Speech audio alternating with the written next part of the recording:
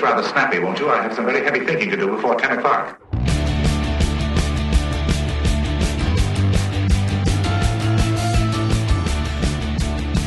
Hey, welcome to another episode of Get It Right, Texoma. I'm Mike Hendren. We got Terry McAdams here, Trey Sralla as well. Welcome back. Glad to have you here. We are live in the, we're recording live. And who are we, though? We're the Texoma Trio. That's what we are. I missed that. We are. The Texoma Trio. We are. The three Amigos. But we don't do the little thing. No. That was a good movie, by the way. It was a good movie, yeah. And I always kind of thought like you had, so John Wayne had a Western called Three Godfathers. About these three outlaws, basically, that discover this baby out in the middle of the desert that's after this wagon train's been attacked or something. It's been a long time since I've seen that movie. Three Amigos, or Three Godfathers. And then you had Three Men and a Baby. Episode 1, 2, and 3, by the way. I think. Yeah. And then the Three Amigos, which I think Three Amigos came in between a couple of the Three Men and a Baby. Or they may have been before the 3 Men and a Baby. It might have been. But yeah, you're right. 3 Men and a Baby. They that were was definitely after John Wayne. Was it Tom Selleck and I can't remember who else. Tom Selleck's all I remember in the movie. Yeah, there was 3 of them. Yeah, there were three dudes. 3 dudes and a kid. That's it. Anyway, we're in the MacTech Solutions podcast studios here in Wichita Falls, Texas, and the program is brought to you in part by MacTech Solutions, 4020 Ray Road here in Wichita Falls. And what does MacTech Solutions do? I've never figured it out. We just open up every day and have conversations. Yeah. We get here and talk about this We stuff. are an Apple authorized reseller, which doesn't mean selling used. We're an Apple dealer. We sell new product, everything but the iPhone. Right. We also are an Apple authorized service provider. So if it's got an Apple logo on it, we can service it, take care of you, in warranty, out of warranty, whatever. It's just like going directly to Apple. We have to follow all their rules and same parts, everything. The protocols. Yes. But basically, here's how it works. If I break the screen on my iPhone, yes, and I bring my iPhone to you and say, Terry, I need this repaired, you're going to fix it, but you're going to use actual Apple authentic replacement OEM parts. Yes, original equipment. Original to the spec. Right. And it continues your warranty, does not void your warranty. Right. It maintains your warranty. If you have AppleCare, then it may not cost you as much as it would have otherwise. Right. Which we highly recommend is AppleCare. But yeah, so we are here. We take care of it. We service it. We take care of you. That's it. Well, and people can purchase AppleCare through you. Oh, yes. Right? Within 60 days, even if you purchase the device somewhere else, we can get you AppleCare within that 60-day period and add it on. And, get you taken care of. And then, and you're getting, So, and he has, when his next phone he buys, anyway, he has AppleCare in his MacBook Pro. Yes. And just like and we both have MacBook Pros. Yes. They're awesome. But they are. The MacBook Pro, it is far and above the best computer I have ever owned. In terms of Kickback. Okay. So, by the way, this throws me into, and this is maybe a little plug for what you do there. Do you guys, does Apple make a tablet that's a relatively small tablet? yeah, it's called an iPad. Yeah. I mean, but there's different size iPads. Yes. Oh, yeah. From 6. Is it the mini along that's this is an iPad. Okay. Yes, this is 10.9 inch. There's an 11-inch Pro. Okay, just let you know, if you're flying anymore, if you fly American has pulled the screens off of their seats out of the seats, and now it's a bring your own device. All right. And they actually have these little really you hit the button and a little tray or holder pops out for you to put your own device in. Oh, wow. And then you can log into their Wi-Fi and stream movies and stuff like that directly in the airplane while flying. So if you don't want to just be stuck with your phone, looking at your phone, take an iPad with you when you're flying American, and you can actually have a really nice experience, because that's actually bigger than the seat screen would be. Yeah. And I've flown to Europe watching like 2 or 3 movies because you have to do something to occupy your mind in a plane. So quick tip, if you fly American, I don't know about anybody else, but if you fly American, take your iPad with you. Or if you don't have an iPad, go to MacTech Solutions. And you can have you a nice device so you're not trying to look at your on your phone. Yep. Now, here's where I see the danger in that. By not having the in-flight movie from the airline, bring your own device, watch what you want. How do they handle it when they get somebody in there that's watching something that's, let's say, inappropriate? Yeah, I don't know that part. I'm assuming the flight attendants would be interact with that. I would hope so. Or some other person in the plane's going to go, hey, turn that shit off. Yeah. It is rather dangerous to throw someone out of the aircraft at 36,000 feet. Yeah, it is. It is. You know, the whole pressurization thing gets in the way of that. Anyway, Boeing will help you with that. Oh, stop. That's why that exists. In case you have to inject. Nobody knew that was an ejection button. Somebody hit the ejection seat. I'm sorry, I couldn't pass that up. Just too soon. No, too real. Yeah. They walked right into that. Anyway, this program also being brought to you in part by Eddie Hill's Fun Cycles, 401 North Scott, downtown Wichita Falls, in business since 1966. That's right. Your power sports authority, Texoma, is Eddie Hill's Fun Cycles. Yes. You're not just motorcycles, you're side-by-sides. You're ATVs. And lawnmowers. I had bought my lawnmower. Hustler mowers. Yep. Hustler zero-turn mower. Be careful, zero-turn mower. It's not the magazine. Yeah. Now, did I see? We don't do regular push mowers, and we don't do riding lawnmowers with steering. We do the zero-turn. Have you had anything new to the product line lately? Is there anything? Really? We have a Crest. We have a line of outdoor power equipment called Crest. It's all battery operated. Okay. It's really high-end battery operated stuff. Okay. So we do have that sort of stuff in stock. So blowers, weed eaters, we're going to get to the robotic mowers as well. Oh. The little small robots where you basically, it's like a Roomba for your lawn. And you set a perimeter fence and all that. Yeah, we have those. Those are going to be Crest. Okay. I watched a demo of one of those once, and I can't remember if it was Crest. I can't remember the brand.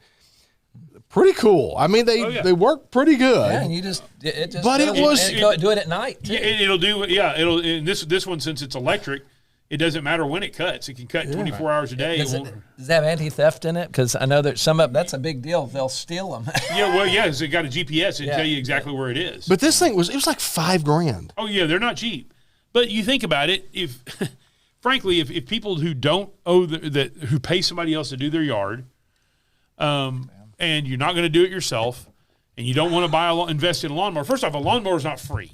Right. So you got to buy a lawnmower. No. Especially if you have a larger yard. This thing, you can set this thing up, and your yard always stays mowed. I wonder could there be a subscription model? Rent? That I don't know. Rent them out and lease them. I'm talking about you could lease them, but I was thinking about as a lawnmower provider that the customer doesn't have to come out of the way. You could go and strategically drop these off. In theory, I don't know how that would work. People do that like a landscaper. Yeah. Yes. Yeah. Landscapers are using them as well. To where they do that is they'll go and they'll go set the little robot up and hit the button, and then they'll go do the weed eating and trimming the hedges and that sort of thing while the thing mows, and then they may go to the next job. I got your next $1 million idea here. Okay. I just want a percentage. All right. But I got your next $1 million idea. Okay. We incorporate drone technology with the robot mower. We will fly the mower into your yard, drop it off, mow, and it takes off and flies away. Are you going to financially back it or just talk about it? I'm just talking about it. Oh, okay. Yeah. Well, I got any money? What are you talking about? Exactly. I'm a business owner. I'm broke. Anyway. No, but the robots, it's not for everybody. There's no doubt about it. They're not cheap. It is an investment. But if it's one of those things, you don't want to mow, you don't want to have to maintain a lawnmower, you don't want to have to store a lawnmower because you have to put a lawnmower somewhere. Yeah. You don't want to pay somebody to come mow. Because it docks itself. It docks itself and it starts itself. Yeah. It'll just it goes on a cycle. And I don't know all the details of it. You could set up on a schedule, or you could say, I want the grass to be this high, and they'll go out and check everything and then start cutting. Wow. Oh, that's good time to cut again. I mean, it's pretty sophisticated. The Roomba for your yard. That's it, basically. All right. Anyway, also this program brought to you by Lollie and Pop Sweet Shop. lpsweet.com, the website, also on Facebook as well. We do made-to-order pies and cookies and pralines and a variety of other. The cookies are great. baked goods too. Oh yeah, I'm sure it all is great, but the cookies, I've had the cookies. Cookies can testify to that. The cookies, they're made from scratch, all natural ingredients, nothing artificial in them, no artificial, no preservatives, nothing like that. It's all the real deal stuff, and totally 100% made from scratch and awesome. They're very good. Awesome. Yes. So be sure to find us on Facebook and again at lpsuite.com. Now, moving on here. A couple things going on. We got the Parks and Recreation after-school fishing program going on. The first one's going to be April 30th, but this goes all the way into May, out through May 9th. So April 30, May 2nd, May 7th, May 9th, 4:30 to 6:30 p.m. It's going to happen at South Weeks Pond, and kids from ages 5 through 16 will get expert instruction from Texas Parks and Wildlife pros on how to set the drag, how to reel in the fish, land the fish, everything. Safety, I imagine, is in there. Safety. Sure it is, yeah. There's always safety involved. If you've got your own equipment, your own pole and reel, great. If not, they'll have some loaner equipment that But you need to get there fairly early if you want loaner equipment, because when it's gone, it's gone. Yeah, that's right. So it's 4:30 to 6:30 each evening. Better arrive by 4 if you need a loaner, for sure, by 4 o'clock. Would be a good idea. Be a good idea. But that's going to be, again, April 30th, May 2nd, May 7th, and May 9th in Wichita Falls. And then on Saturday, May the 4th, Eddie Hill's Fun Cycles is going to host yet another cosy chili event. That's right. The Chili Appreciation Society International. Yeah, a little flair on it. A little flair. Yeah, a little finesse on the end. There you go, yeah. So, this is a COSI sanctioned event, and the Chili Appreciation Society International, those are the people that hold the International Chili World Championships. Right. And this is actually a qualifier event. So people who are, if you are a COSI cook and you want to come cook and get qualified for your points to go to Terlingua, you can qualify at this event if you place well. If you are not a COSI cook, but you want to come cook and be judged against some of the best, you can do that. The thing that we're adding this year is we're going to add taster cups for people who want to just come in and taste the chili. So we're going to have our chili judges, but then we're going to have taster cups. It'll be for a donation. All the money goes towards pets. It's a fundraiser for them. Okay. They're a 501c3, and you'll be able to taste the different chilies, and then you'll be able to judge it yourself. Mm-hmm. And so we'll actually have a People's Choice Award for the chili cook-off as well. So we'll have the official judging, and then we'll have a People's Choice Award. Yeah. Pets is a local veterinary organization. They provide low-cost vaccinations, and they also they've expanded their services and stuff like that. Yeah, they do minor surgeries now and a lot of other, and treatment of a lot of other things. But probably more people probably use them for vaccinations than anything. Right. Or spayed and neutered. Or spayed and neutered, because Bob Barker told them to. That's right. God rest his soul. Anyway. I always thought that was funny, Bob Barker. I mean, I understand his point, but for years he would say, don't use products that have been tested on animals and stuff like that. But yet he's got jet black hair at the age of 75. It's like, what do you think was in that shit you were coloring your hair with for all these years, Bob? Wow, how do you think they tested that? And apparently he was rather the ladies' man. He was whatever. He was always hitting on. When he died, it was a very he was a swinging cat. That talked about his life, and it was pretty interesting guy. Oh yeah, he was. And actually was a pilot, a naval pilot, I believe, in World War II. I believe he was. Yeah. Yes. Yeah, had a pretty storied career for sure. And then, is it Drew Carey that hosts Prices Right now? Yeah. And he's had the show for like 15 years. Long time. Wow. So it's been that long. I didn't realize he'd been on that long. At least. Yeah, he's had it for a long time. And I don't think I've ever watched The Price is Right since he's hosted it. Since he's hosted, yeah. I've seen little clips. I've seen clips too, but I mean, I actually sat down because, when we were kids, when Trey and I were growing up, if you were homesick from school, the Price is Right. That's probably one of the things you were Guiding watching. Light and all the other. Come on down. Yeah. Oh, Guiding Light. If I was watching that, it's because I had no choice. And Password. I love Password. What was the no whammy, no whammy, no whammy? Remember the? Was that Card Sharks? No.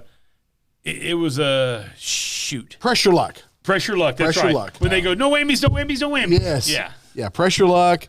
Yeah. Card Sharks.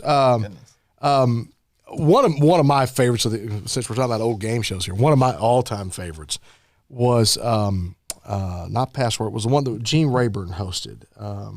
Okay. The dude with the long microphone, and you had the six panelists. Hollywood Squares. Fill in the blank, right? Yeah. Fill in the blank. Yeah. Oh gosh, you're gonna. Yeah. Well. Oh my gosh. Hollywood Squares. You're not talking about Hollywood Squares. Yeah, the name of it just. Right here, hang on, I can find it here. Yeah, the Match Game. Match Game. Thank you. Yeah. Match Game. Love that show because there was a lot of double entendres and some kind of dark humor. And even as a kid, once I got to be about 12, 13 years old, I'd start to really get that stuff, and kind of understand. I'm like, I see what you did there. Yeah. It was a pretty hilarious show. It really was, and that's kind of where the guy that original host of Family Feud, Richard Dawson. That's really where kind of he got his game show start. Right. He was a regular on Match Game for years. Oh, right.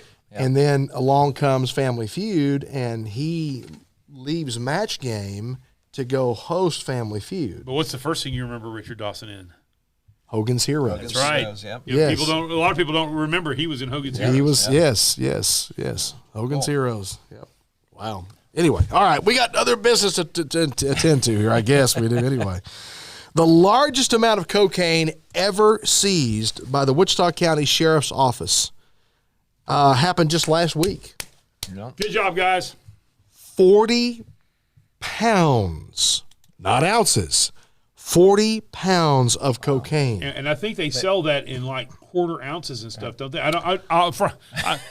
I'm not really a big cocaine guy, so I don't really understand. Yeah, he hasn't done enough lines in his life to know just how much that nose candy is broken up into. I don't know, but I've heard people talk about it, and I think they sell it like in quarter ounces or something or pretty small amounts. This had an estimated street value of, wait for it, $2,721,450. $2.7 million. 33 cents. Oh, yeah.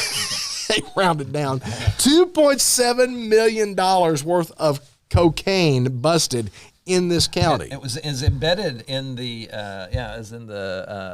saw a pair. Okay, they saw a pair of new electrical metal shears on the floorboard and plastic in the rear door, and they appeared to have been removed and put back on. So they started looking in the internal paneling and everything, and they started. Once they pulled him over for some other reason, I'm sure some sort of traffic stop. It was a traffic stop. It was originally a traffic stop. Well, and here's the thing, too. The drug dogs, it doesn't matter how well you try to hide that stuff in the car. Those drug dogs. Oh, they'll find it. They're going to find it. But they had to have reason to pull him over, and they did. And pulling him over on Kell Boulevard East near Brook about 3:45 on Wednesday last week. And said that they didn't have a driver's license. If you're a drug runner, I'm sorry, these people are stupid. I mean, is that not? I mean, on 287, they're always getting caught because they're doing something stupid. Speeding, yeah. And then, admittedly, I'm sure there's probably a little, profiling. It's Colorado plates or something, But they pull you over. You've got no license. Yeah, no license. You should have your license. You should have obey traffic laws. Do an inspection on your vehicle. I mean, simple things. I'd be so damn scared. I'd not only be turning my turn signal, I'd stick my hand out the damn window doing the turns. Signaling by hand just in case the turn signal didn't work. Well, that's the other thing. You can't do it too carefully because then they look at you like, well, wait a minute, So, but don't you think a lot? Don't you driving think, like 10 and 2? Yeah. A lot of these drug busts, because you'll see the interdiction deputies sitting out on the roadside. We know who they are. Well, they're in a black SUV that says sheriff, but you got to read it really close, because it's all blacked out. And they're sitting in the middle of the median of the highway where no one else would sit. Don't you think in a lot of cases they've gotten a tip from someone? I'm sure there's a lot of that. And so they kind of know who to be looking for, or at least what vehicle to be looking for. And that's how they probably catch some of these guys. But maybe this guy was just an idiot. But 40 pounds of cocaine. That's a lot. To me, so they've got you on trafficking. Yeah, you're not going to be able to lie and say that was my personal use. Yeah. Well, you're busted on trafficking. If you were Sam Kinison, you might be able to get away with saying it's personal use. I'm guessing. I don't know, but I would guess that amount of cocaine, would that not rise to the level of a federal charge? I don't know. Well, it depends, I guess, where they came from. I'm curious where they, was it a Texas plates? What part? All the rest. I'm sure that'll eventually come out. Oh, yeah, it might. But he gave permission. By the way, the driver gave permission to search. Well, I mean, and I think they'll do that in an effort to try to not look so suspicious, but. I'm serious. It's a little late. Yeah. So go ahead. Yeah, you go ahead. Go ahead. Start skitzing out on them and stuff. Yeah. And here's the thing too. Again, if they bring the drug dogs out, 40 pounds of cocaine, the dog is going to lose his mind immediately. It's embedded in all the panels and everything. That dog will go through the outside of the door. They were transporting. I mean, that was clearly intended to move from over a distance, not just in town, Yeah. And then as much as that was, that would. I mean, gosh, that much is.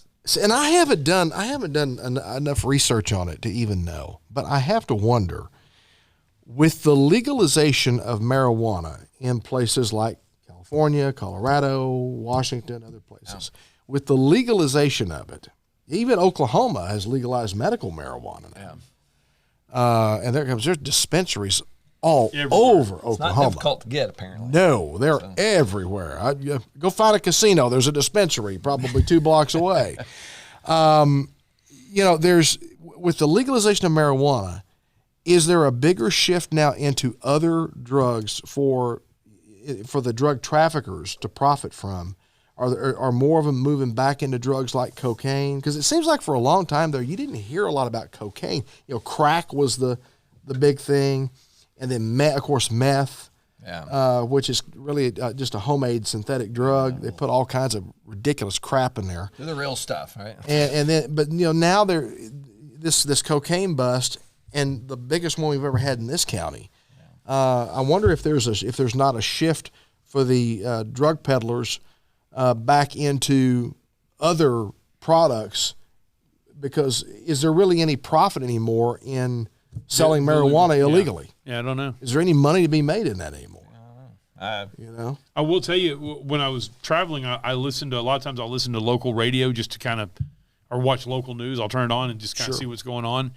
And I did hear somewhere, either watched a news report or heard it, that Oregon is now looking at some of their drug laws and saying, we went too far. Yeah. Because Oregon was the first place to legalize all recreational drugs. Yeah. And now they're seeing consequences to that. Oh, sure. And their state assembly is looking at, hey, do we need to rein this back in? Well, I think there's somewhere in the middle. I mean, there's sometimes ridiculous situations where people are busted on, third offenses or whatever, and just a one little marijuana cigarette with them, and a small amount, but I don't know. I think there's somewhere in between. I don't Terry, think you can tell Terry is not hip to the drug culture. A marijuana cigarette.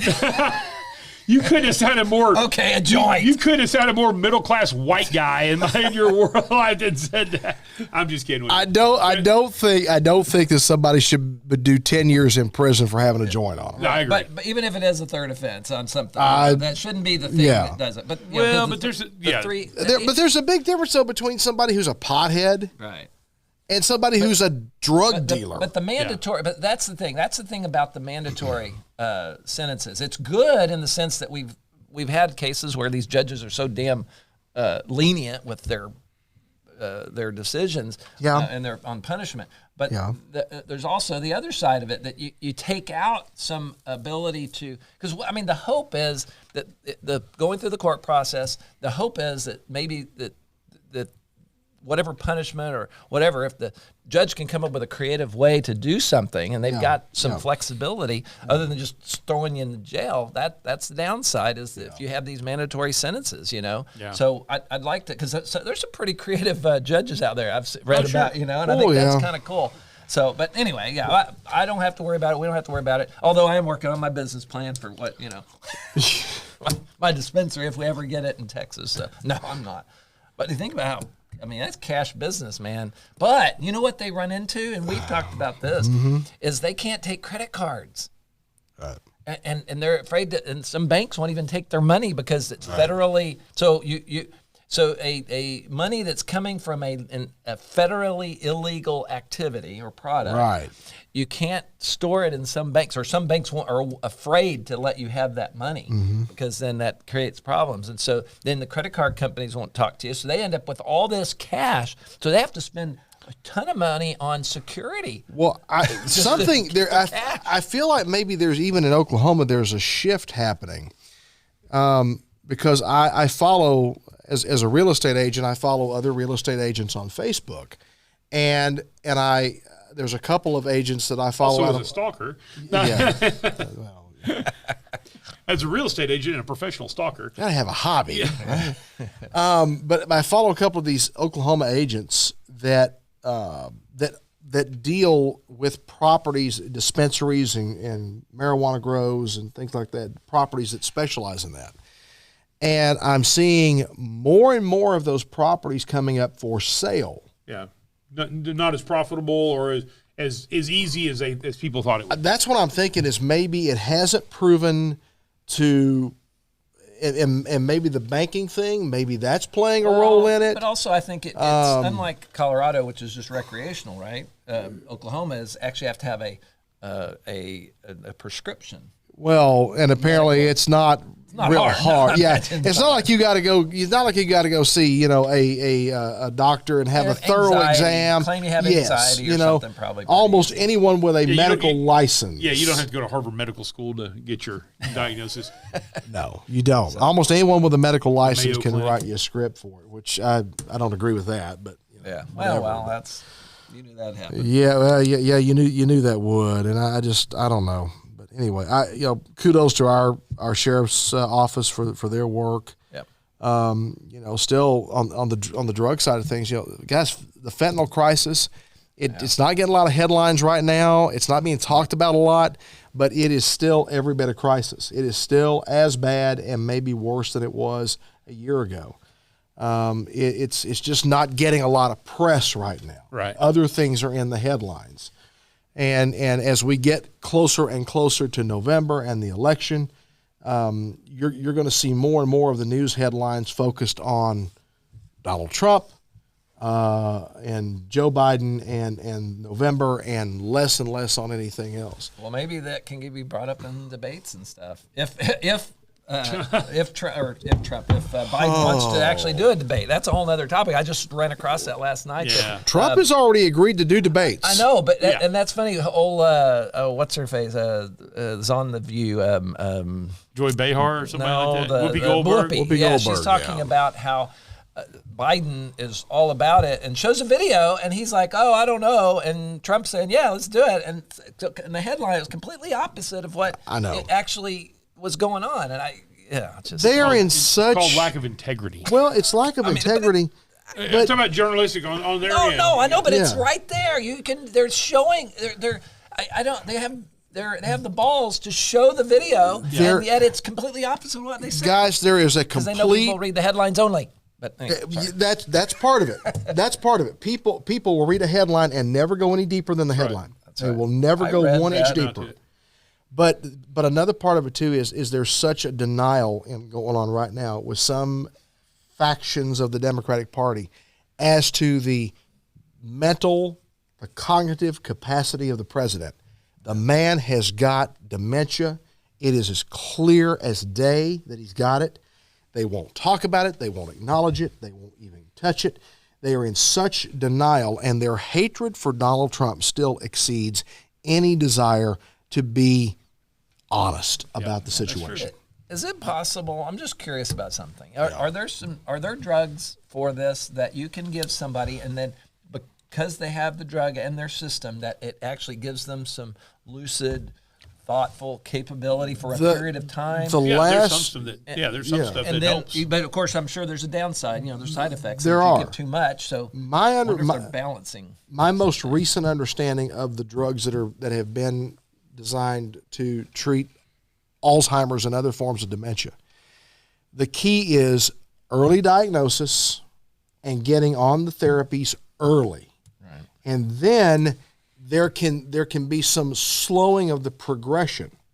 There is no cure. No, it's going. It is still the one disease that we have no survivor stories for dementia patients. None. There are none. It is still a disease that will ultimately kill you. But there are drugs, but the key is early diagnosis and then getting on the therapies and getting on the appropriate therapies early enough to help negate some of the progression. But at this, you reach a point. All dementia patients reach a point where they go over the cliff's edge, and then it's free fall. And our president is there. Well, the reason I ask is just he obviously has days, and it seems like if they have enough time, it's a planned thing. Oh, yeah. He seems to do okay. Yeah. But if you just get him out there and on his own and haven't prepared, he goes off script. So, Haven't seen quite a few Alzheimer's patients myself in my own family and family friends and so forth. I can tell you, he's got every hallmark of it. Every hallmark of it, for sure. I guess we'll wrap it up here, guys. Looks like it. Yeah, looks like the time on the clock. Thank you very much again for joining us for this podcast. Again, brought to you by Eddie Hills Fun Cycles, 401 North Scott, downtown Wichita Falls, EddieHillsFunCycles.com, MacTech Solutions, 4020 Ray Road, Suite 3B in Wichita Falls, MacTech-Solutions.com, and Lollie and Pop Sweet Shop, LPSweet.com, and on Facebook as well. And it's Lollie, Lollie, the ampersand sign. That's why I got him here. And Pop's Sweet Shop on Facebook. So anyway, until next time, guys, thank you for joining us for this episode of Get It Right Tech Summit. We will see you down the road.